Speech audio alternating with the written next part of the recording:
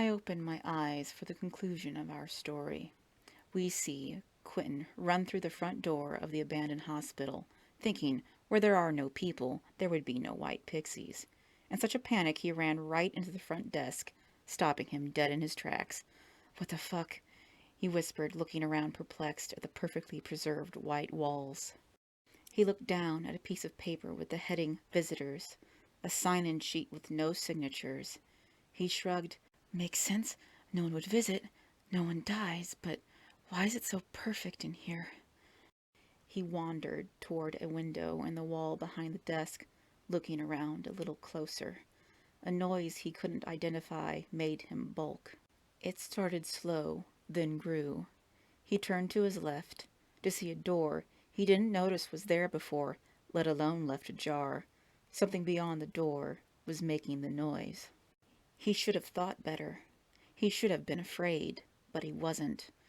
For the black pixie still in his head wouldn't let him think this through. He opened the door. He looked down at the hinge, expecting it to make noise, as if that were the answer, but it didn't. He entered a corridor lined with more doors and bright white walls. He continued to follow the noise to a door on the left, in the middle of the hall. Its door was open where the others were not. He poked his head in. Everything was perfect, as to be expected. But the air in the room was heavy. His eyes continued to follow his ears as he surveyed the room to see a ventilator. Its slow suction and compression were the only signs of life, and the sound Quentin had been hearing. It took a moment for him to recognize what was attached to the machine in the hospital bed. It was a man. His eyes sunken in his skull, his skin as thin as rice paper, wrinkled and clung to his bones. Quentin thought the man would crumble into dust if he were to touch him. The black pixie crawled out of Quentin's back and flew into a blur straight through the floor, disappearing. Looking around, the fear began to trickle into his consciousness. His breath quickened as he whispered, "What the hell is going on here?"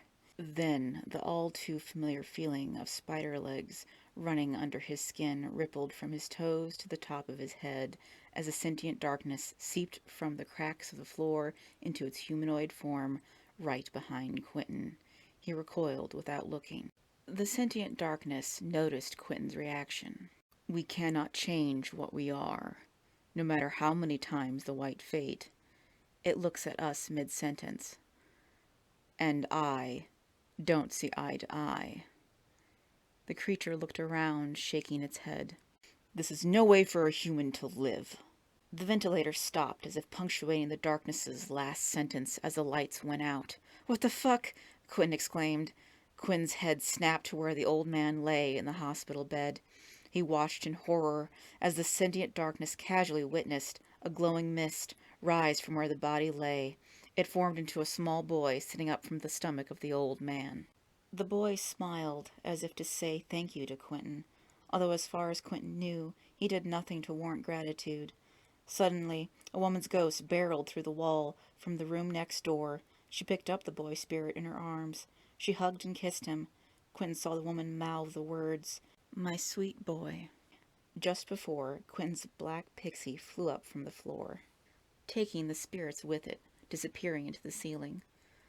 Although Quentin was grateful for the deep breath he took as the weight of the air lifted, their exit rendered him alone in complete darkness, with the floating smiling features of the black fate once again. "Ah, yes," the black fate said, smiling as it looks into our eyes with white orbs.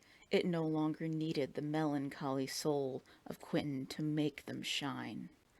"I can see you again." He looked back at Quentin and said, "Thank you." Its body exploded into thousands of little pieces, tumbling through the air, morphing into black pixies. Quentin screamed, tucked down into a tight fetal position, his arms around his head shaking from head to toe. Tears soaked his sleeves. "What the fuck did I just do?" he said. As the energy in the room settled, he gathered more courage. He looked up and around the room to see no pixies, no sentient darkness. He bolted into the hallway, where black pixies were crawling all over the corridor walls, out of now open doors and cracks between the tiled floor. The soft glow of apparitions appeared from the thresholds, then disappeared. Familiar feeling of terror, now mixed with shame and guilt, crawled under his skin and into his bones. Heart beating faster than he ever thought it could, his face wet with anguish and his breath quick with panic. Quentin ran down the hallway, through the lobby, and out the building, full tilt all the way home, never changing pace, never looking back, his pixie following behind him. Sadly, that is the end of our tale. Oh, you don't want it to end? You have too many questions, like what just happened? What are the Black Fate? What are the White Pixies? Did Quentin do something? What the hell am I, and why did I narrate the story? How does this answer any of the questions you started with? Don't worry, different stories are on their way, ones with different characters. Follow the writer to see the next story, for each story written is a piece to answer what puzzles you. And I assure you, my story has only just begun. I close my eyes.